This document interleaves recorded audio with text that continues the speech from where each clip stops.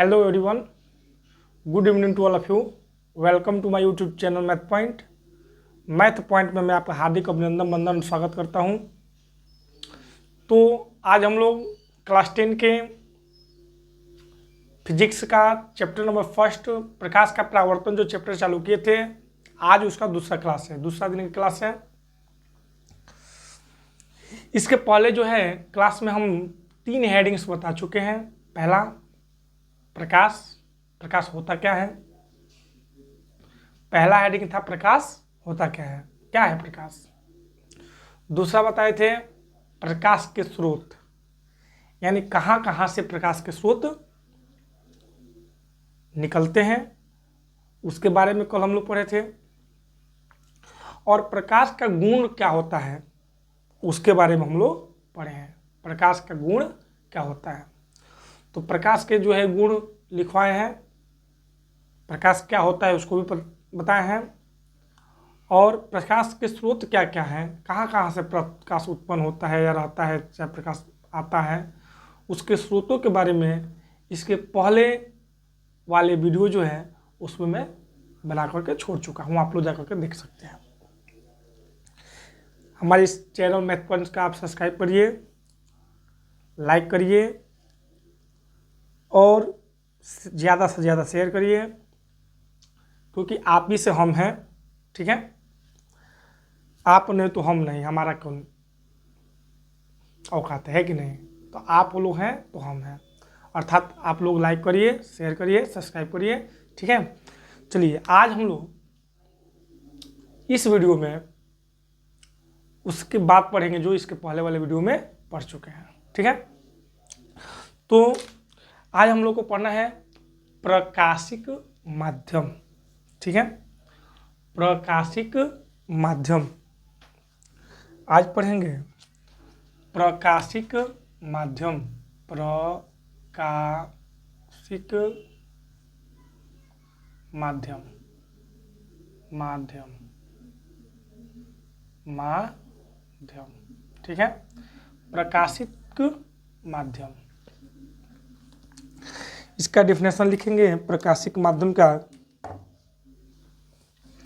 क्या होता है कि प्रकाश जिन जिन माध्यमों से होकर के गुजरता है, चाहे प्रकाश जिन माध्यमों से होकर के गुजरता है वह प्रकाशिक माध्यम कहलाता है। याद रखिएगा डेफिनेशन, प्रकाश जिन माध्यमों से होकर के गुजरता है, प्रकाश जिन माध्यमों से होकर के गुजरता है प्रकाशित माध्यम कहलाता है। लिख देते हैं डेफिनेशन। प्रकाश, प्रकाश जिन माध्यमों से होकर गुजरता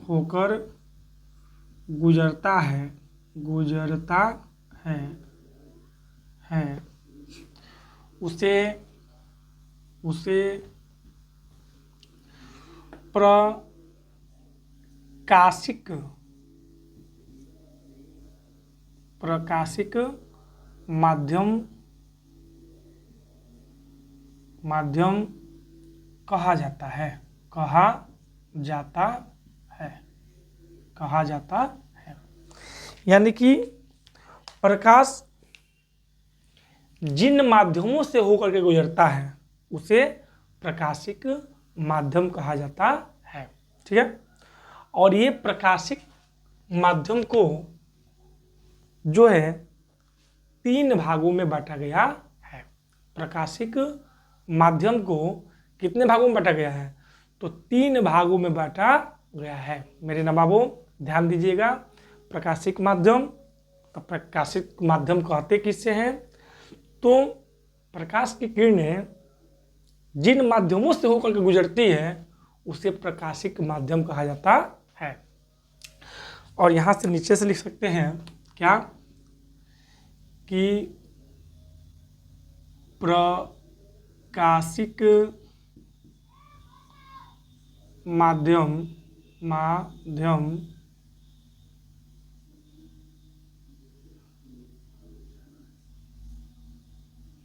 3 3 जगहों से होकर के निम्न निम्न निम्न 3 जगहों से होकर गुजरती है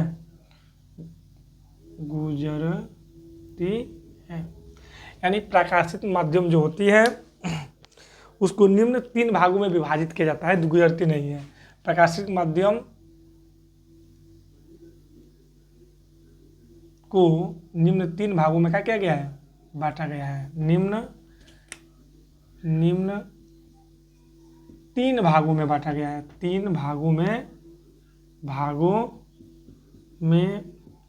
बांटा गया है, 3 भागों में बांटा गया है। प्रकाशिक माध्यम को निम्न 3 भागों में बांटा गया है। पहला जो माध्यम है वह माध्यम है पारदर्शक माध्यम। पहला माध्यम है पारदर्शक माध्यम। पारदर्शक माध्यम पारदर्शक माध्यम, पहला का नियम है पारदर्शक माध्यम। दूसरा क्या होता है, पारभाषक माध्यम। 2 नंबर होता है भाषक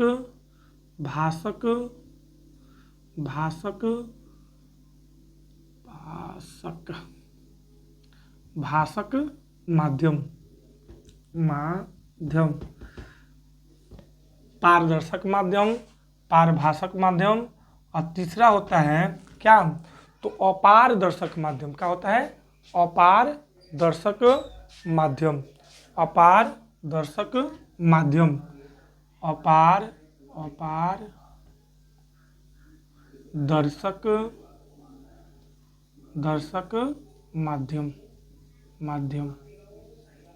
माध्यम। पहला क्या होता है, पारदर्शक माध्यम। दूसरा पारभाषक माध्यम। तीसरा अपारदर्शक माध्यम होता है। ठीक है, अपारदर्शक माध्यम।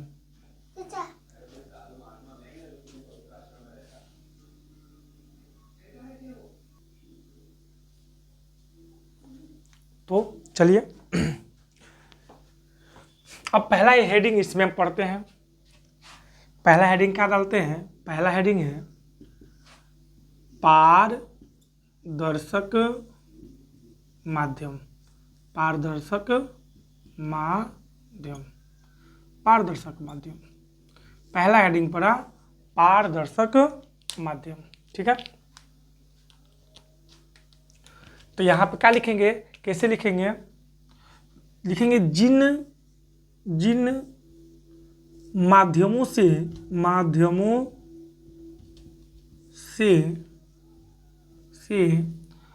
प्रकाश का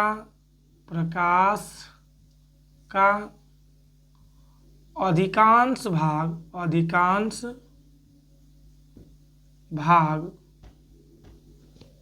गुजर जाता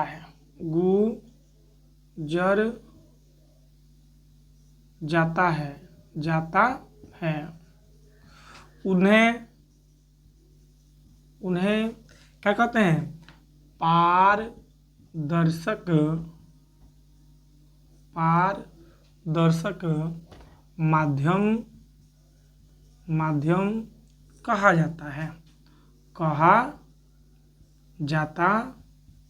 है, उन्हें पारदर्शक माध्यम कहा जाता है, उन्हें पारदर्शक माध्यम कहा जाता है। जैसे में क्या हो जाएगा, जैसे में, तो जैसे में मान लीजिए, जैसे में हो जाएगा वायु, क्या हो जाएगा, वायु, कांच इत्यादि, वायु कांच इत्यादि। अर्थात अब इसको बारी बारी से फिर समझ लेते हैं। ठीक है, उसके बाद नेक्स्ट हेडिंग क्या करेंगे, पढ़ेंगे।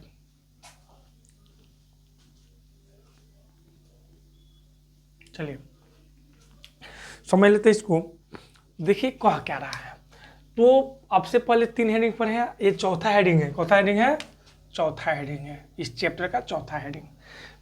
प्रकाशिक माध्यम, प्रकाशिक माध्यम, बोलने से याद कर लीजिए, बोलने से याद हो जाएगा तो हो जाएगा, ठीक है।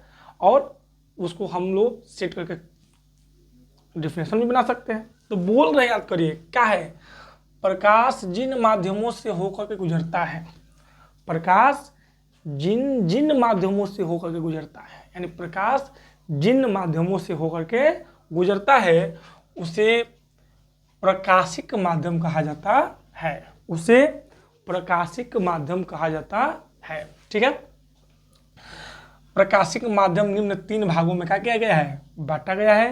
यानी प्रकाशिक माध्यम को निम्न 3 वर्गों में भी क्या कर सकते हैं, विभाजित कर सकते हैं, बांट सकते हैं, यानी बांटा गया है। कौन कौन से, तो पहला है पारदर्शक माध्यम, क्या है, पारदर्शक माध्यम, पहला है पारदर्शक माध्यम, दूसरा पारभाषक माध्यम, दूसरा पारभाषक माध्यम, दूसरा पारभाषक माध्यम, तीसरा अपारदर्शक माध्यम, तीसरा अपारदर्शक माध्यम, तीसरा अपारदर्शक माध्यम। समझ में आ गया आप लोगों को, 3 भागों में इसको बांटा गया, पारदर्शक माध्यम, पारभाषक माध्यम, अपारदर्शक माध्यम, ये 3 भाग हैं। वो किसके हैं, तो प्रकाशिक माध्यम के हैं, प्रकाश के प्रकाशिक माध्यम, ठीक है। चलिए अब पहला हेडिंग पड़ा था पारदर्शक माध्यम, ये क्या होता है, देखिए जिन माध्यमों से प्रकाश का अधिकांश भाग गुजर जाता है, जिन माध्यमों से प्रकाश का अधिकांश भाग गुजर जाता है। अब यहाँ पे देखना है कि माध्यम होता क्या है, माध्यम क्या होता है, तो माध्यम देखा जाए तो एक वायु माध्यम है, क्या है, वायु माध्यम है, ठीक है। एक वाटर जो होता है, पानी जो होता है, एक वो भी माध्यम है, उसमें भी प्रकाश आता जाता रहता है, ठीक है ना, वो एक माध्यम है, वायु माध्यम हो गया, हाँ, जल माध्यम हो गया, कांच एक का है, माध्यम है, ठीक है, कांच एक माध्यम है। इसी तरीका से जिसमें से प्रकाश आ सकता है, ठीक है, या रिफ्लेक्ट हो सकता है, हाँ, आर पार हो सकता है, वह एक माध्यम है, ठीक है। तो यहाँ पर देखा जाए तो जिन माध्यमों से प्रकाश का अधिकांश भाग निकल जाए, यानी प्रकाश आता है तो उसको आने में कोई रोके ना हो, रिफ्लेक्शन की क्रिया ना हो, अर्थात तो वो क्या कहलाएगा, माध्यम कहलाएगा। और कौन सा माध्यम का रहेगा, तो पारदर्शक माध्यम का रहेगा। जैसे में वायु जहाँ रहता है निर्वात, तो निर्वात में प्रकाश क्या हो जाता है, चला आता है, आसानी से चला आता है, उसमें वायु जो है उसका कोई रिफ्लेक्शन इत्यादि की क्रिया नहीं करता है, अर्थात पारदर्शक माध्यम है, क्योंकि उसका अधिकांश भाग क्या हो जाता है, वायु में आता है, वापस नहीं आता है, अर्थात पारदर्शक माध्यम है। वही बात है कि जिन माध्यमों से प्रकाश का अधिकांश भाग निकल जाता है, चला जाता है, उसे पारदर्शक माध्यम कहते हैं। जैसे में क्या, जैसे में वायु है, जैसे में क्या है, वायु है, वायु का अधिकांश भाग क्या हो जाता है जी, वायु में प्रकाश का अधिकांश भाग निकल जाता है, ठीक है, उसमें कोई रुकावट नहीं होता है। कांच देखिए, कांच अगर जो साफ रखा जाए, उसमें पॉलिश वॉलिश न किया जाए, तो एक पास से डालिए तो दूसरे पार तक प्रकाश चला जाएगा, एक पास डालेंगे तो दूसरे पास तक प्रकाश चला जाएगा, अर्थात कांच भी एक कौन सा माध्यम है, तो पारदर्शक माध्यम है, पारदर्शक माध्यम है। आया समझ में, आया समझ में। चलिए अब नेक्स्ट हेडिंग जो है, नेक्स्ट हेडिंग यहाँ से लिखते हैं हम लोग, पहला था का पारदर्शक, दूसरा पारभाषक माध्यम। अब हेडिंग पड़ेगा पारभाषक माध्यम, पारभाषक माध्यम।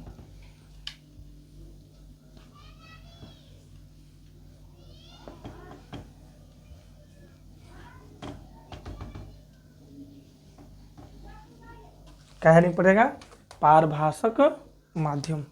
चलिए डाल देते हैं हेडिंग पारभाषक माध्यम। यहाँ पर ले लेते हैं, दूसरा हेडिंग है, इसमें का दूसरा है, ठीक है, चौथे का दूसरा हेडिंग, पारभाषक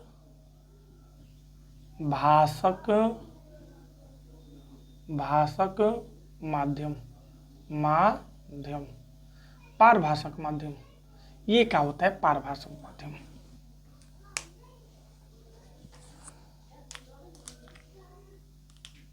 पारभाषक माध्यम। देखिए, जिन माध्यमों से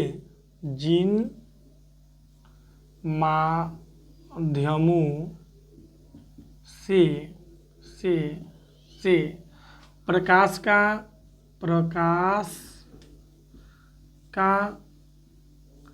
आंशिक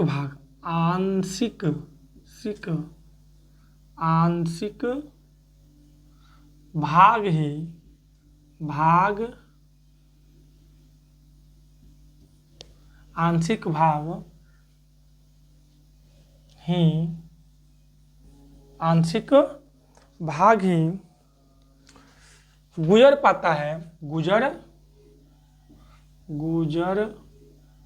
पाता है, वह पारभाषक माध्यम कहलाता है। पारभाषक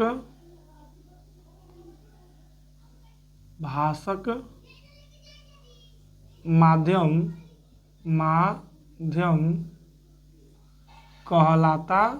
कहलाता है। पारभाषक माध्यम कहलाता है। क्या कहलाता है? पारभाषक माध्यम कहलाता है।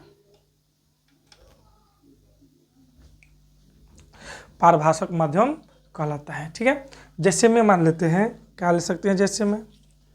तो जैसे में ले सकते हैं, जैसे में क्या ले सकते हैं? जैसे में, तो जैसे में दूषित जल, क्या ले सकते हैं? दूषित जल।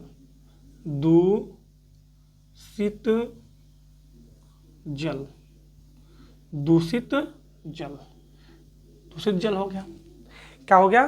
दूषित जल। और एक हो सकता है घिसा हुआ कांच, शीशा। घिसा हुआ शीशा। शीशा मतलब कांच। घिसा हुआ कांच इत्यादि। समझ में आ रहा होगा, आशा करता हूँ। दूषित जल, घिसा हुआ कांच इत्यादि। ठीक है, इसके बाद तीसरा हेडिंग क्या है? तो तीसरा हेडिंग है अपारदर्शक माध्यम ना जी। अपारदर्शक माध्यम। तीसरा हेडिंग है अपारदर्शक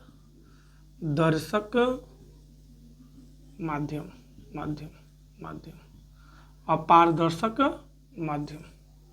अपारदर्शक माध्यम।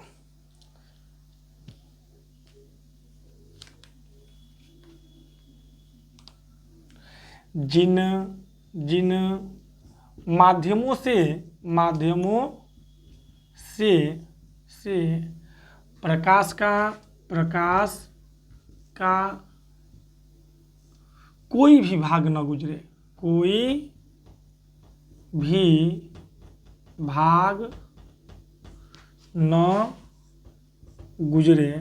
गुजरे, उन्हें अपारदर्शक माध्यम कहते हैं। अपारदर्शक माध्यम कहा जाता है। जैसे में क्या हो सकता है जी? जैसे में, तो जैसे में हो सकता है क्या? जैसे में क्या हो सकता है? तो जैसे में दीवाल।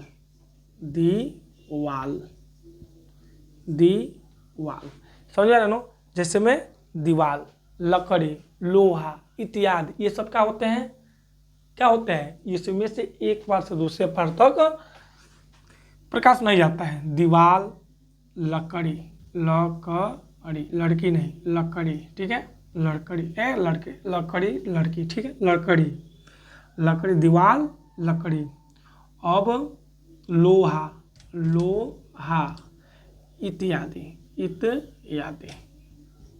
इत्यादि।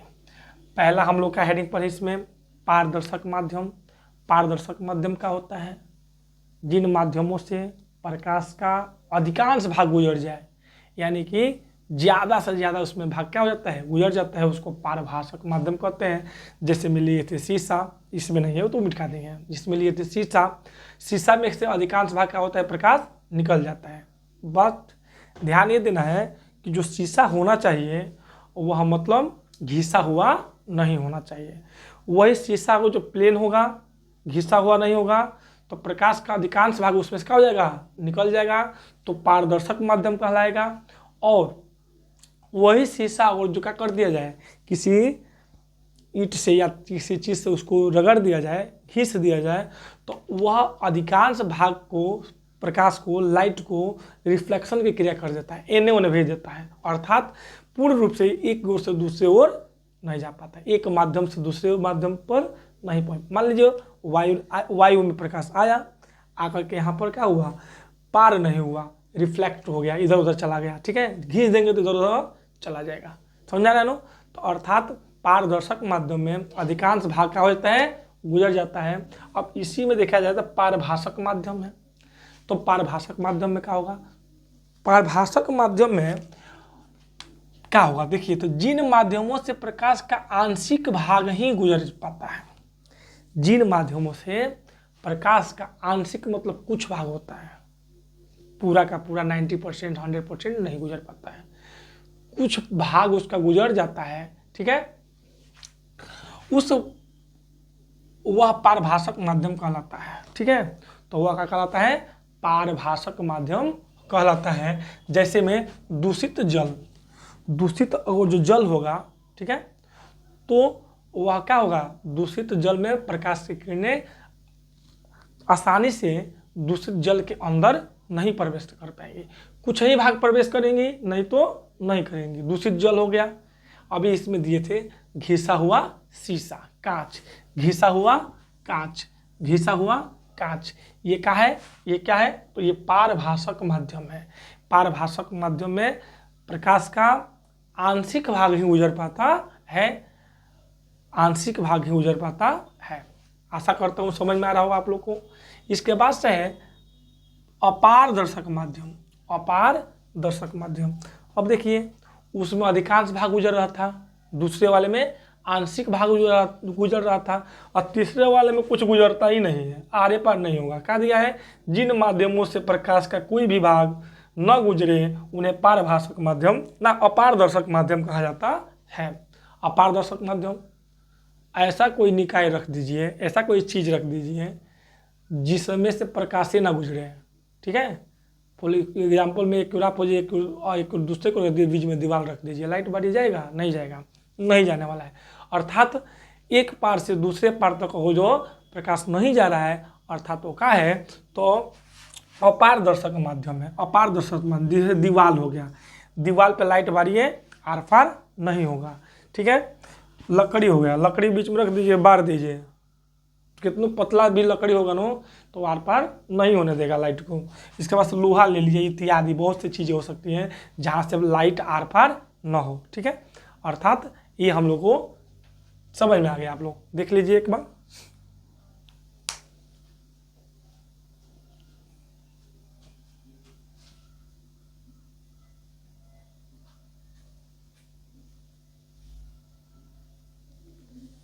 अब जो है इसके बाद पढ़ेंगे प्रकाश किरणें। क्या है, प्रकाश किरणें। नेक्स्ट हेडिंग है, 5वां हेडिंग है प्रकाश किरणें।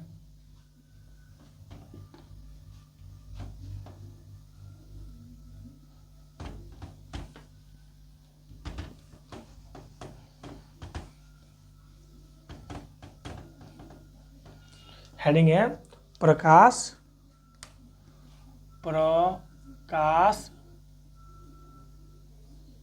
किरणें, प्रकाश किरणें।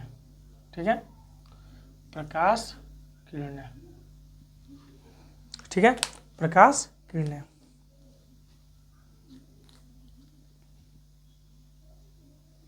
तो क्या लिख सकते हैं इसको, इसका डिफिनेशन, इसका डिफिनेशन लिख सकते हैं,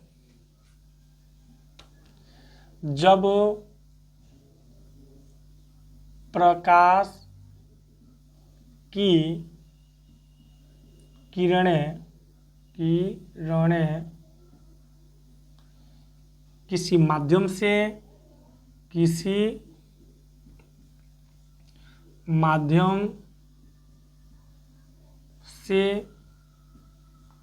एक सरल रेखा में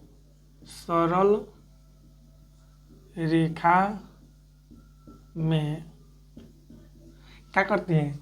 एक सरल रेखा में गमन करती हैं। चाहे एक सरल रेखा में गमन करता है। जब प्रकाश की किरणें किसी माध्यम से एक सरल रेखा में गमन करता है। सरल रेखा का मतलब होता है सीधा रेखा में गमन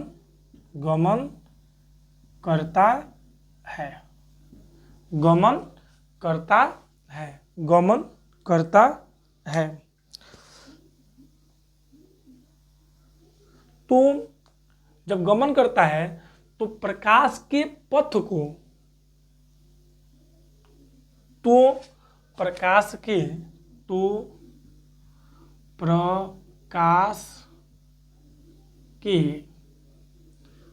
पथ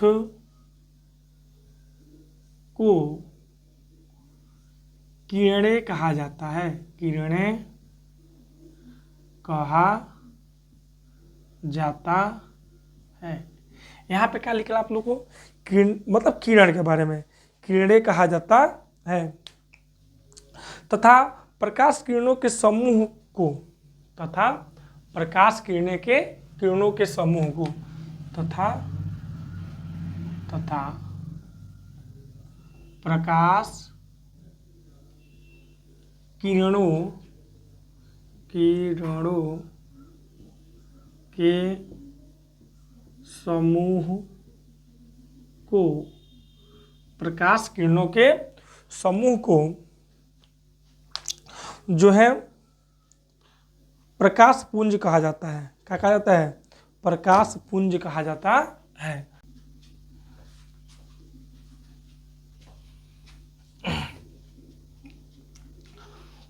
तथा जो है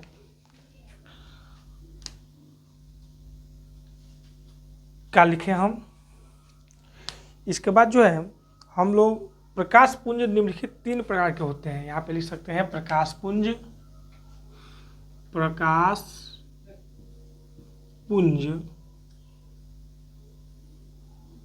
निम्न 3 प्रकार के होते हैं। 3 प्रकार के होते हैं। प्रकाश पुंज जो है निम्न 3 प्रकार के होते हैं। ठीक है, पहला हेडिंग डालेंगे। यहाँ से पहला हेडिंग डालेंगे तो पहला हेडिंग रहेगा अभिसारी प्रकाश पुंज। पहला हेडिंग क्या रहेगा? अभिसारी प्रकाश पुंज। ये है अभिसारी प्रकाश पुंज। अभिसारी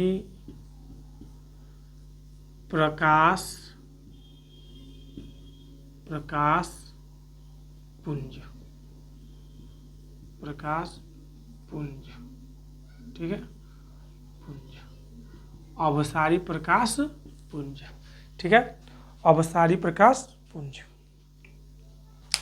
तो देखिए अभिसारी प्रकाश पुंज में क्या हो सकता है?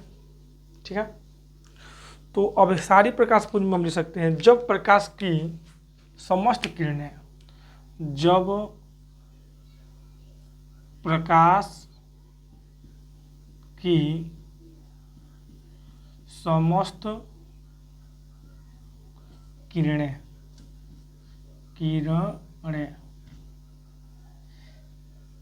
किसी एक स्थान पर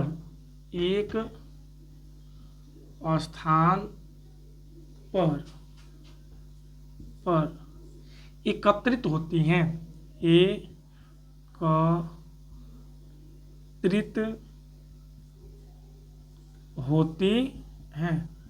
एकत्रित होती हैं वह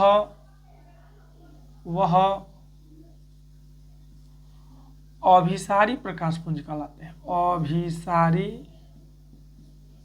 प्रकाश पुंज कहलाते हैं। कहलाते, अवसारी प्रकाश पुंज कहलाते हैं। पहले तो देखा जाए प्रकाश किरणें, हमने हेडिंग डाला, ठीक है, क्या हेडिंग डाला, प्रकाश किरणें हेडिंग डाला। तो प्रकाश किरणों में क्या हमको मिला, क्या हेडिंग में प्राप्त हुआ,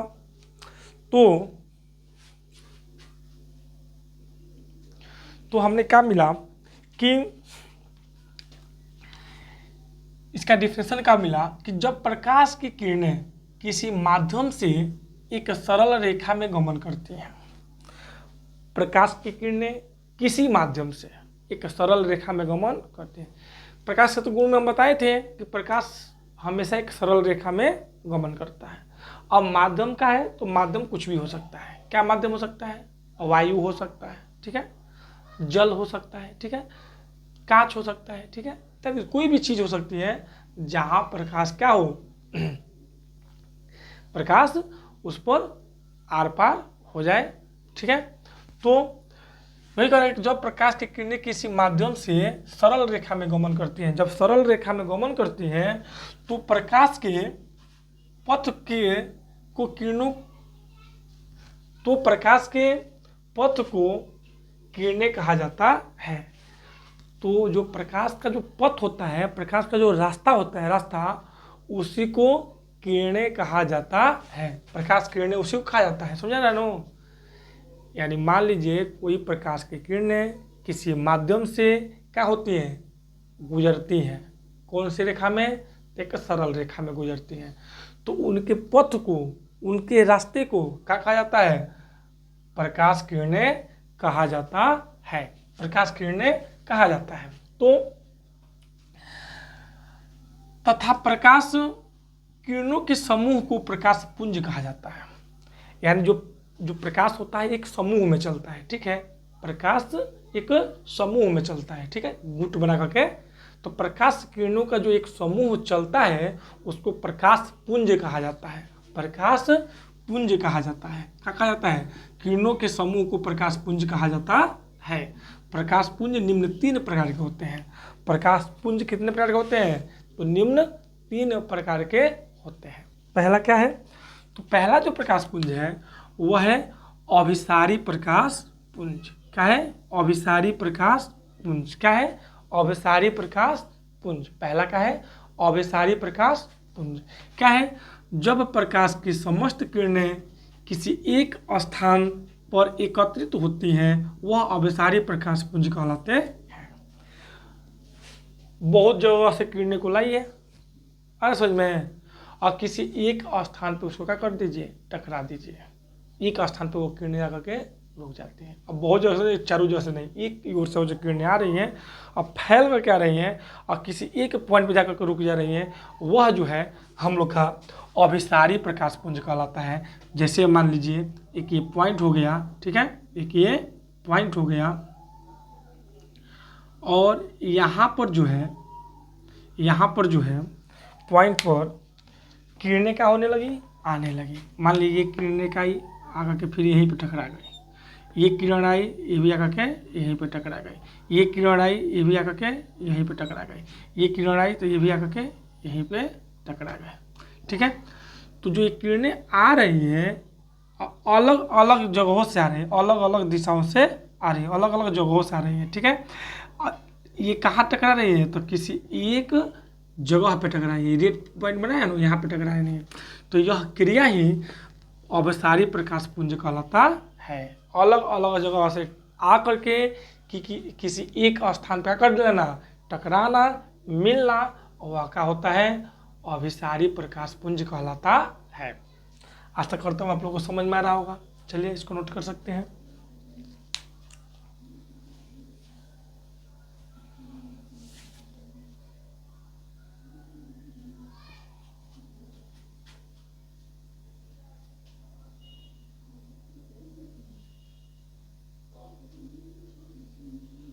चलिए इसके बाद से जो है नेक्स्ट जो होता है अपसारी प्रकाश पुंज। अपसारी प्रकाश पुंज ये हेडिंग पड़ेगा। नेक्स्ट जो है अपसारी प्रकाश पुंज, इरेज कर देते हैं इसको। अपसारी प्रकाश पुंज। लिखते हैं हेडिंग अपसारी प्रकाश पुंज।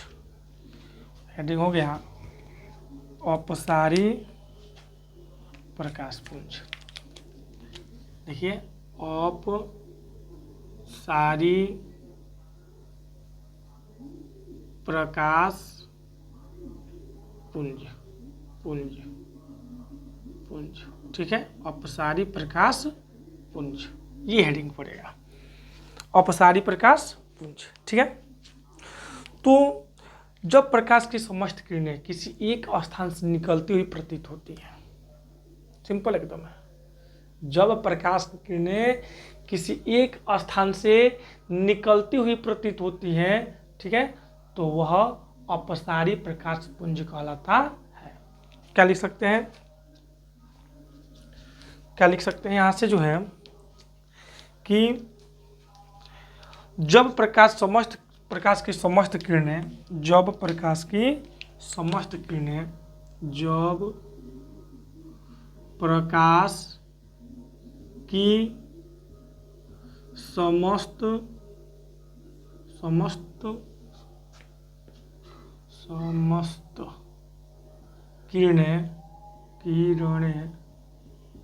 किरणें किसी एक स्थान से निकलकर अलग अलग फैल जाती है, अलग अलग फैल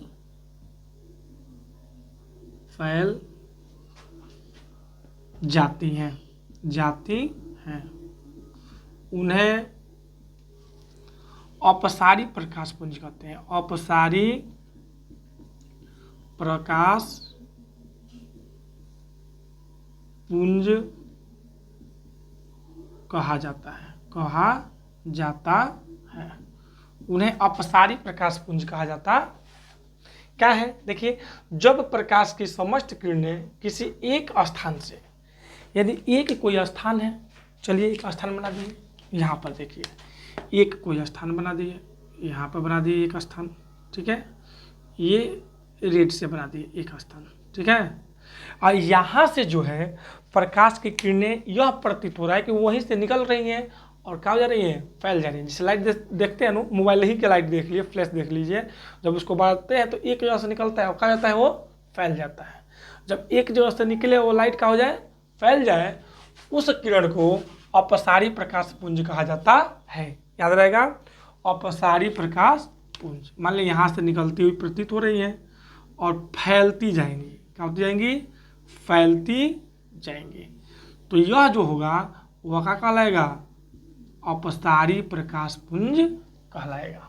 अपसारी प्रकाश पुंज कहलाएगा, अपसारी प्रकाश पुंज कहलाएगा। ठीक है, चलिए अपसारी प्रकाश पुंज कहलाएगा, फिर इसको समझाएंगे। इसके बाद से आता है तीसरा नंबर, समानांतर प्रकाश पुंज। क्या आता है, समानांतर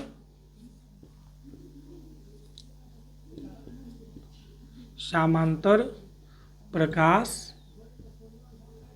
पुंज,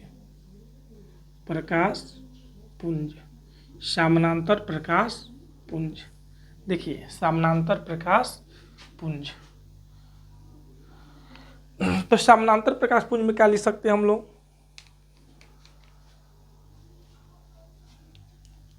क्या लिख सकते हैं, जब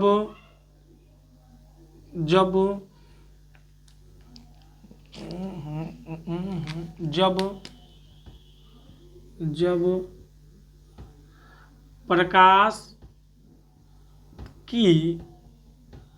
की समस्त किरणें एक दूसरे के समानांतर चलती हैं, समानांतर चलती हैं,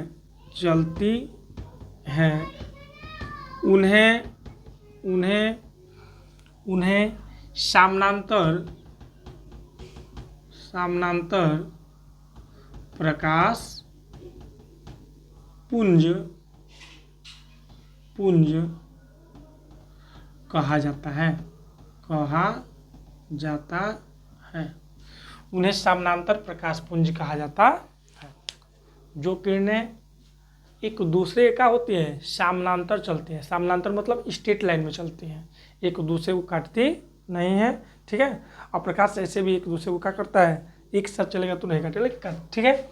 तो ये जो है समानांतर प्रकाश पुंज होती है। जब प्रकाश की समस्त किरणें एक दूसरे के समानांतर चलती हैं उन्हें समानांतर प्रकाश पुंज कहा जाता है, उन्हें समानांतर प्रकाश पुंज कहा जाता है।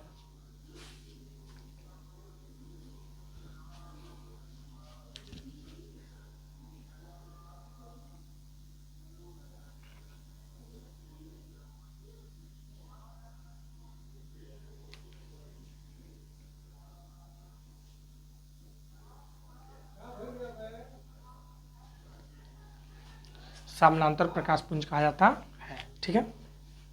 चलिए अब समानांतर प्रकाश पुंज कैसे बनेगा, तो देखिए यहाँ हम समानांतर प्रकाश पुंज बना देते हैं यहाँ पर, ठीक है। इस बीच में बना देते हैं क्योंकि स्पेस नहीं है। समानांतर प्रकाश पुंज कैसे होता है, तो यहाँ पर देखिए यहाँ से चलना प्रारंभ की, ऐसे चल रही है समानांतर प्रकाश पुंज, देखिए ऐसे चलती है। अब ये देखिए ऐसे चलती है, वो समानांतर प्रकाश पुंज होती है। क्या होती है, समानांतर प्रकाश पुंज